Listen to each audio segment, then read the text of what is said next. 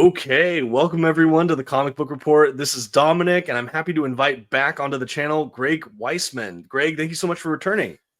Thanks for having me back. All right, and I'd just like to thank all those at Dynamite for helping to set up this interview. On these kind of shows, I don't like to bury the lead, so I'd love to just kind of dive into the meat of what I'm hoping to talk to you about today, which is Gargoyles Demona. What can you tell me about this project? Well, some months ago, my producing partner on the original Gargoyles television show, Frank Parr, called me up and said he knew that I'd been doing the Gargoyles comics with Dynamite and said he had this idea of doing a miniseries that featured Demona during her 1,000 years of wandering before the Klan wakes up in Manhattan in 1994. And I thought, well, that's great. I wanted to do some of those stories for a long time. So it fit with my overall plans, and it happened to fit with something that Dynamite was looking for. So Frank and I pitched it to Dynamite and to Disney, and they both liked it. And so Frank is penciling and inking it. I'm writing it after the two of us sort of figured out the basic plot together of the 5 issues. And our colorist is Robbie Bavard, who colored many of the old SLG Gargoyles comics. And letterer is Jeff Eichelberry, our editor is Nate Cosby. So it feels like we've got the band back together, and we're having fun. And then we found out that they wanted to use Demona for Free Comic Book Day. So we quickly did an issue 0, which is sort of a prologue, sort of a teeing up of the 5-issue miniseries. So Wow. Very cool. Well, I love that. And I think it's interesting that the Free Comic Book Day kind of happened a little bit after some of the stuff was already starting to form together. yeah. Well, very cool. I'm definitely interested to see where this goes. Obviously, I know we've talked before, and I know that just your body of work, you have played well in the Gargoyles sandbox. It's been really cool to see, especially at Dynamite, all the stuff that you've been churning out with the team in the recent years. I know I read some of your first arc of the Here in Manhattan story, and I really enjoyed that. It was fun to see all of the familiar faces back. I guess for you, what is something that still keeps you wanting to tell more stories in this world that you helped create? Like what is it that you find so compelling about this that you just enjoy coming back? I mean, it's like they're my kids. These characters, I adore these characters. Had a lot of fun with them back in the 90s, had a lot of fun around 2008-ish when we did the SLG run, and it's just been a blast coming back in the last few years with Dynamite and telling more stories with these guys. And I have certain biases about what works in Gargoyles and what doesn't. Right. So I've had a master plan for this going back to 1994, probably back to 1993.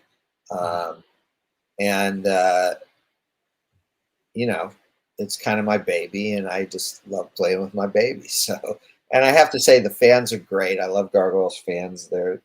It's truly one of the best, most intelligent fandoms ever, and so, we've had fallow periods when we couldn't get anything going. Not that I ever stopped trying, but it didn't always work. And the fans kept my interest high, and I hope that I have reciprocated that and that I'm keeping their interest high. And we also always find new fans, which is very gratifying. Every time when it starts on airing the old show on Disney Plus, or Right. when NECA Toys comes out, or when a new book comes out, we always gain a few new fans, and then they start looking back at the old episodes, the old comics, and we get them hooked. That's a great feeling. I love it. And like you're saying, with the advent of streaming and Disney Plus, it's like you have an opportunity to have new generation or two of fans, basically. Like I know even my kids, like having Disney Plus, they might be a little too little for Gargoyles, but not by that much, and it's exciting that they have that on streaming. Yeah, I mean, again, I'm biased, but I started my kids on Gargoyles very young. Yeah. Very, very young. Yeah. I know. I remember encountering it when I was pretty little myself, but yeah. Anyway, it's definitely something to look forward to on my end. But what is something going back to the Demona miniseries here? I guess having written Gargoyles for so long and being back in the Dynamite comic world here with them in the recent years, what is something that you would say sets this project apart, or also like what about Demona is fun to handle as a character? I mean, she's a monster, not by virtue of what she is, not because she's a gargoyle, but because of the Yeah. choices she's made. And yet Yeah. she's a nightmare who engenders sympathy. Yeah. And I think that's a rare combination. She has some legitimate grievances, clearly, but her response to that is to make things worse, not intentionally, but well, sometimes intentionally. But without a doubt, Demona is her own worst enemy. Always has been, always will be. And well, maybe not always, but into the future, we'll have to see. But going back over 1,000 years, she's always been her own worst enemy, and there's pathos in that. And she has moments of, shall we say, redeemable moments in there, and you sort of hope for those and hunt for those. But she's also a genocidal villain, so it, Yeah. it it makes for a really compelling, I think, multifaceted character. I think particularly when the show came out in the '90s, she was truly unique in television animation. Yeah. Maybe Magneto was kind of like that, but didn't have some of the complications that Demona had, being Goliath's ex and Angela's mother. Magneto didn't have all of that, and so I think she was truly unique back then, Yeah. and I think it's still true now. I think she's fascinating. Um, Frank obviously agrees, and hopefully our readership will agree as well. I love that. Well, I'm excited to see what comes of that. So definitely, if you're interested in this project, don't miss out on that kind of zero issue at Free Comic Book Day, and certainly don't miss when they start releasing this mini series Right, over and from Dynamite. pre-order. I can't Yes. emphasize that enough. Pre-orders are basically, if you go to a comic book shop, ask them to put it on your pull list. If you buy electronically, pre-order it now. It's just the nature of the business now. For good or ill, the business is about pre-orders. That this is where comic books series live and die, is in the pre-ordering, not Right. necessarily in the buying after the issue comes out. Right. Awesome. We'll definitely pre-order. You heard it here first. Awesome. Well, I want to pivot away from this a little bit now, if you don't mind. I know one of the other projects we talked about that I'd be really interested to hear your thoughts on, or a little bit more about, is your Spectacular Spider-Men series. Mm-hmm. I know that this is actually a property I have not read yet, though I am a fan of both of the titular Spider-Men involved. What can you You're tell a me about year this? behind, Dominic. I know, I'm so far behind. I was almost embarrassed. Like when you emailed me about it, I was like, "Oh my gosh! Like he's on a Spider-Man book. Like I need to jump on this." It's been a lot of fun. I've been uh, blessed with some phenomenal artists, and I just love both characters, and love their interaction. And we've had some great villains in there, and a supporting cast that, I'm sure to my artist frustration, grows with every issue. Uh, I'm big on supporting casts, and so we've just sort of made the Coffee Bean, on the ESU campus Yeah. sort of the base of operations for this book. Yeah. And we have some regular baristas there and the manager of the Bean, and some regular customers who meet up there Wednesday afternoons. And there are a bunch of superheroes who are part of this group, not just our two Spider-Men, Yeah. and a bunch of normal people. And like I said, the book just keeps growing and expanding. I did an issue a month or so ago, issue 11, where the Spider-Men go into Central Park and are uh, hunted by the Sealy Court by fairies, and we meet the spectacular Wow. Spider Sprite, uh, Cobweb, who's a sort of a character out of Shakespeare, kind of, and it was just the issue is just a real kick for me, and we're having a good time with it. So, Gosh, um, I love it. I need people to pick it jump up. on this book. How did, if you don't mind me asking, how did this first happen? I mean, I know I'm a little late to the party, but how did this first kind of come across your radar? Uh, well, they called me about it. I think the what I've been told is that Caden McGahee, who's was the assistant editor on the book, has since moved on to other things. And Tom Groneman is now the assistant editor. But Caden was a fan of the Gargoyles stuff, Gargoyles comics, and Wow. Yeah. told editor Nick Lowe about it. Nick knew that I had done the TV show Spectacular Spider-Man and had done an issue of The Amazing Spider-Man, back then. Um, and so Nick contacted me, and it was a little bit like a sitcom moment, because he's going, well, we got this book. This is going to be the first ongoing title with both Spider-Man. And I'm like, I'm in. And he's like, Yeah. well, look, it'll have Umberto Ramos as the artist. I'm like, I am in. And it's like he wasn't hearing me. Yeah. It's sort of Yeah. like, he just kept trying to convince me to come aboard. And I kept saying, dude, I already said yes. Take yes for an answer. Yeah. And so, uh, we've had Roberto Ramos and Edgar Delgado's colored all the issues, um, and we've had Emilio Liezo um, uh, and Andres Genolet and Von Randall, and we just had a great group of artists across the first uh, 13 issues. I think issue 13, came out a week ago. And and we've been really lucky, and the book is a lot of fun. It's occasionally serious, but I think it's a little more lighthearted than some of Sure. the hardcore things, because both Spider-Men have their own titles. Yeah. um, I'm not in charge of their overall destiny or love life or anything like that, but Yeah. once a week, Wednesday afternoons, they get together at the Coffee Bean, and somehow the shit always hits the fan on Yeah. Wednesday afternoons.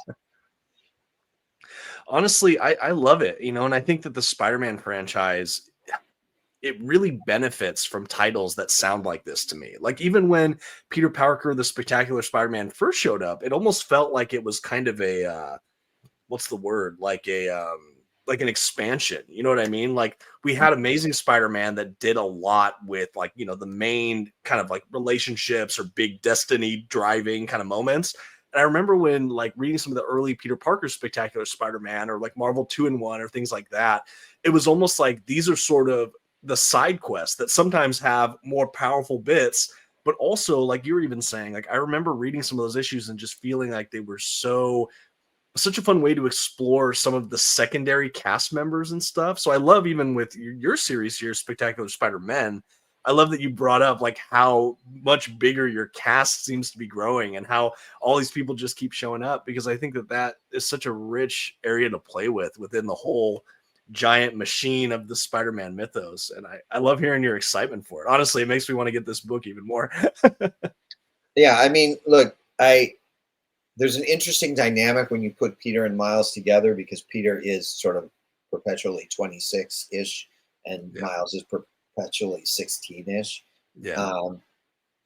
And so, for Peter, he's like, oh, I'm hanging with a kid, so I can be the goofiest version of myself 90% Right. of the time Yeah. until things really get serious. Yeah. And with Miles, he's sort of in the opposite place, which is, oh, I'm hanging with adults, I got to be all mature. So you actually Yeah. see a sort of intentional flip to what you'd expect, because the idea where I started and talked to Nick about is that for so long Peter had been a mentor to Miles, and at some Yeah. point, and I've experienced that with both with mentors I've had and with people I've mentored, which is that's fine, but at some point the relationship needs to move beyond mentorship, Right. become just a friendship where we're just enjoy each other's company. Otherwise, it's always going to be limited, and the younger character is always going to feel like he's unequal to the Yeah. older one. And I'm like, well, Peter's been mentoring Miles now for, I don't know, decade, 15 years, 20 years, I'm not sure. Right. I said by this time, they need to have moved past that to just being friends. And Yeah. so you get a sort of flip on it, on their relationship until or unless things get serious. Also, Yeah. Peter, has been quipping since 1960s. Yeah. Miles quips sometimes, but you know, but now they are in a kind of quippage competition, which is fun, Yeah. and they like each other genuinely. So Yeah. it's just nice to play them together, and we have a lot of fun with that. We've got a new hero in the book called Elementary, who I'm very excited about, and Awesome. we've also had a lot of guest stars, everyone from Johnny Storm and Ben Grimm to Hydro Man and Wow. uh, uh, Valkyrie, and it's just a fun um, sort of milieu to play Yeah. the two out with. Gosh, how cool to play in the sandbox. And obviously I know you're no stranger to Spider-Man as a franchise in general, but how cool to be on a Spider-Man book, an ongoing Spider-Man book. And It's like I very said, cool. I can tell you're passionate about it. I mean, this is I like feel the very flagship I character, feel and you got kind of very two of lucky. them. That's so cool. Well, honestly, I'm really eager to check it out. I'm a fan of yours, and I'm a fan of both of those title characters. So I definitely need to. I've been sleeping on it, and I apologize. I need to do my own due diligence here, but I'm excited to check that out. Um, okay, well, I'm gonna pivot off that again. Greg, I really appreciated getting to speak to you a few months back, and I already asked you some of my kind of like low hanging fruit interview questions. But since then, and when I found out I have an opportunity to speak to you again, thank you for your time. I was looking just through your kind of your resume essentially, and like I knew this already, but I was really just floored by how much you've been attached to across mediums and even like kind of between these industries, whether it's animation or comics or kind of all these things in between. And one of those things that I saw you credited with that I didn't even realize, I didn't have a chance to ask you about it last time we spoke, was I saw that you were involved with a season of Star Wars Rebels. Is that true? Yeah, I mean, I was one of the executive producers of the first season of Rebels. Oh my gosh. Is there, I mean, I'm a big Star Wars fan. My wife's a huge Star Wars fan. That series is phenomenal. Is there anything you can tell just anecdotally about your time there? I mean, it was great. We the the producers were myself, Dave Filoni, and Simon Kinberg, which is a pretty heavy hitting group of Yeah. EPs. And we went up to. I'm based in Los Angeles, and we went up to Northern California, and we had meetings at Big Rock Ranch. We stayed overnight at Skywalker Ranch. I met George Lucas for like a hot second. Wow. Dave Filoni introduced us. We recorded C3PO up there. uh, uh, it it was oh, and we got to go into the archives, which actually kind of terrified me. That we went to the archives on my first day on the job. So my Oh first day, man. I mean, I'd been hired, but my first actual day working for Lucasfilm Yeah. was, we flew up there and got to Skywalker Ranch, and they said, "Hey, we're going to take you on a tour of the archives." I'm like, "That's great." Then I get there and it's all these freestanding shelves, one after another, and there's the Ark of the Covenant, and there's, the second Death Star, Oh um, my gosh. and all this stuff, and they're all on these freestanding shelves. And suddenly I got terrified because Yeah. I just pictured myself as Goofy or some other cartoon character where Yeah. I accidentally brush up against one of these shelves and they just go Yeah. The bull in the china all shop of kind the of thing. all of the Lucasfilm history just is destroyed. And Yeah. I'm walking around like this, with my hands in my pockets, like Yeah. I'm so paranoid that I'm going to bump into something. Yeah. Yeah, it should have been enjoyable, but the truth is I was terrified. Uh, but there were a lot of fun things. We had an amazing regular cast: Taylor Gray, Tia Sircar, Vanessa Marshall, Freddie Prinz, Steve Bloom. These are people I adore, I truly adore. And then, we had great guest actors like Peter McNichol who came in, and Dave Filoni directed the sessions, but Dave would let me direct certain people. So I got to Wow. direct Peter McNichol, who I'd worked with before on both Spider-Man and Young Justice. Yeah. And then Paul Rubens came in to play the droid that he played in the Star Tours ride at Wow. Disneyland. And I'm a huge Paul Rubens / Pee Wee Herman fan. And Dave let me direct Paul, which I have to say is one of the great thrills of my life. So, really had a blast on the show. And, Man. it was a terrific experience. A lot of it. That's so cool. I can't even imagine being in that archive. I'd probably feel the exact same way you did. It's just like, oh no, Swear to God, I don't want to breathe I wrong was in sitting there here. thinking, I'm going to knock this stuff over. Well, I didn't say stuff, and I'm going to get fired on my first day.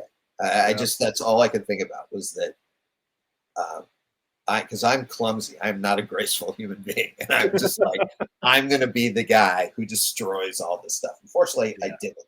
Yeah. But I swear to God, I was way more frightened than I was enthralled. I was just horribly frightened that I was going to destroy it by accident. Oh man. That's a great story. I appreciate you sharing that. Like I said, I'm a fan of these shows, and anyway, very cool. You mentioned your work on Spectacular Spider-Man, obviously the animated. I was curious, kind of going back to Spider-Man a little bit. Did you incorporate any of your, I mean, obviously it's super different, but did you incorporate any of like the DNA from that series with how you approached Peter Parker in your Spectacular Spider-Man comic at Yeah, all? I Or mean, is it just such they're a two different different animal? universes. I mean, if you want to believe that this is all parallel universes, I'm Sure. playing now with the comic in the regular Yeah. Marvel 616 universe. But, how I interpret Peter, how I interpret Kenny Kong, and other characters is very much, uh, what we did in the show. Miles wasn't in the show, so Mhm. I have to sort of figure out my take on Miles. And there are other characters. I pulled a bunch. I did a 6-issue miniseries, Starbrand and Night Mask, a few years ago. Almost nobody saw it. But it was set on the ESU campus, and so I've been slowly, you know, moving characters from Starbrand and Night Mask into the Coffee Bean, Oh, I love that. and so I there's a little, really tiny, really small corner of the Marvel universe that is populated by characters I either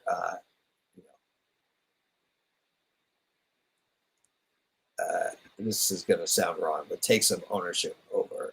Sure. Uh, ownership's the wrong word. I can't think of a better one at the moment. Yeah.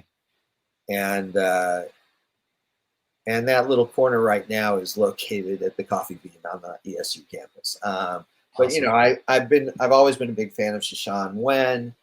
Mhm. So I brought Shashan into the TV show, and then I brought her into Starbrand Night Mask, and now she's a regular in Spectacular Spider-Man, and other characters, some that are borrowed from Untold Tales of Spider-Man, were in the TV show and now are in the comic. Sally Averill and Mhm. Tiny McKeever and others like that, um, and if something seems to work, if it seems to gel, I don't work in a vacuum. I work with Nick Lowe and Tom Groneman now, but we talk it out, and what seems to work fits. And like I said, it's something of an expansive title because I keep bringing in more characters, which I think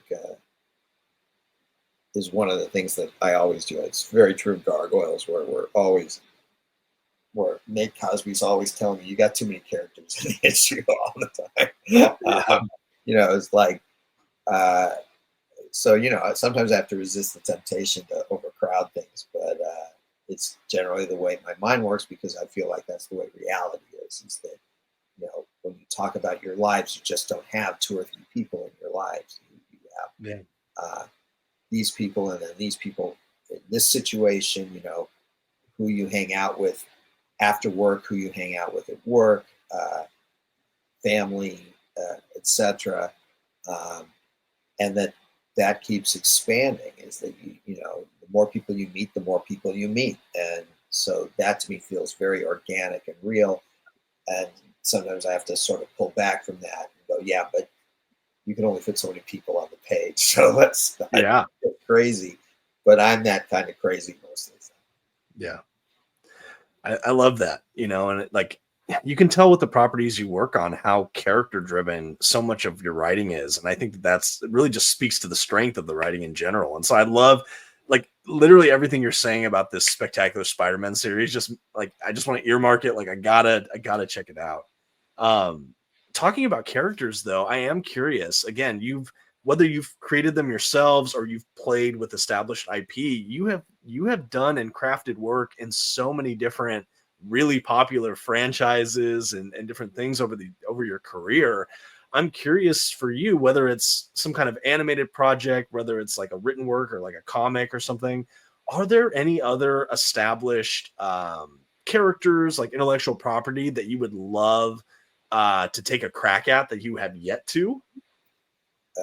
There are hundreds. I mean, even in terms of the DC universe or the Marvel universe, as much as I've done with them, there are characters I've never gotten to do Yeah. that I really want to. It was great, like I said, bringing in Johnny Storm and Ben Grimm as just cameos in Spectacular Spider-Man because I'm a big FF fan, and Wow.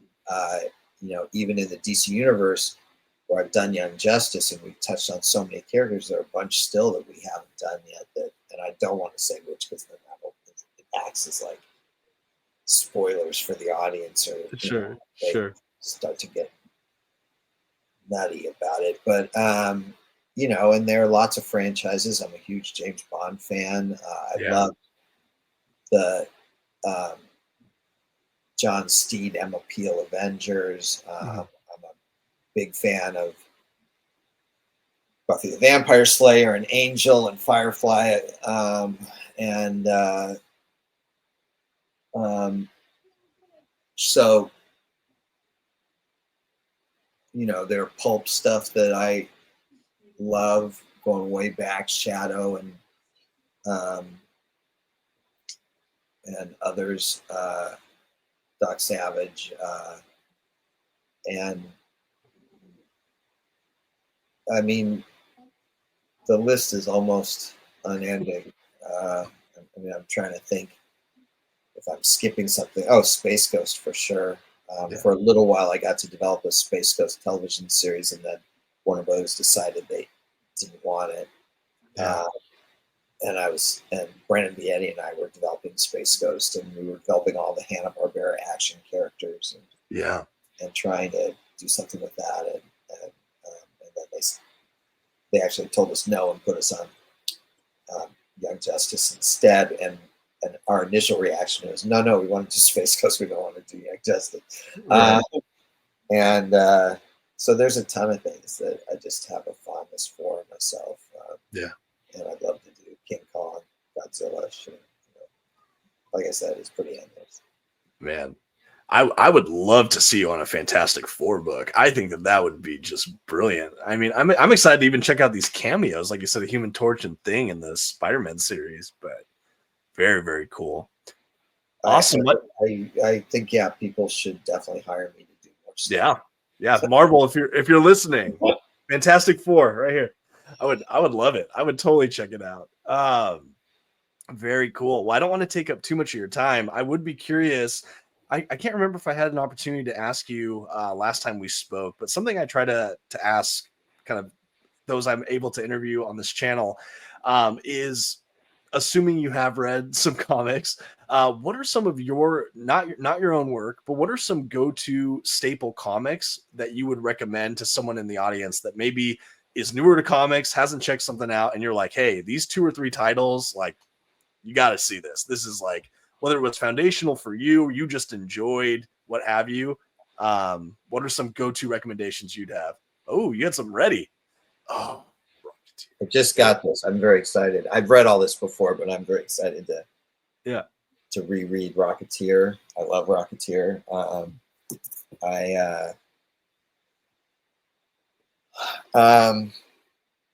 If you go back far enough, I love Love and Rockets, and the original Watchmen was pretty seminal, and I'm sure there. I'm reading this manga, Frieren Beyond Journey's End, that I think is, I sort of wait for each new chapter with bated breath. I kind of really love that. Yeah. And I'm not sure if I'm pronouncing that right, but Frieren, I think, is how it looks like it's pronounced. But maybe it's Frieren. I'm not sure, because I've only read it. I've never heard it. Sure. Yeah. And what else? I don't know. I mean, I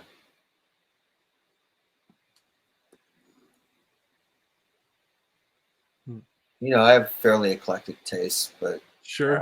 I mean, even your recommendations so far hit a lot of different streams there. I love it. It's there's a lot of stuff. I've been reading comics since so far before you were born, Dominic. I think it's worthwhile going back and reading the original Lee Ditko Spider-Man books, the Lee Romita Spider-Man stuff. This is 100%. This is what set the tone for all the Spider-Man that came later. Certainly, what set the tone for our TV show Spectacular Spider-Man, and I still reference that stuff all the time in the current title. So I think that stuff is all worth rereading.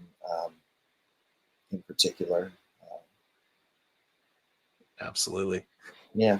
Awesome, Greg. Well, I appreciate it. And I appreciate your time. I think a big thing I'd like to say for those watching, please don't forget to pre-order Gargoyles Demona. Don't forget to check it out at Free Comic Book Day as well, if you can snag a copy of that 0 issue.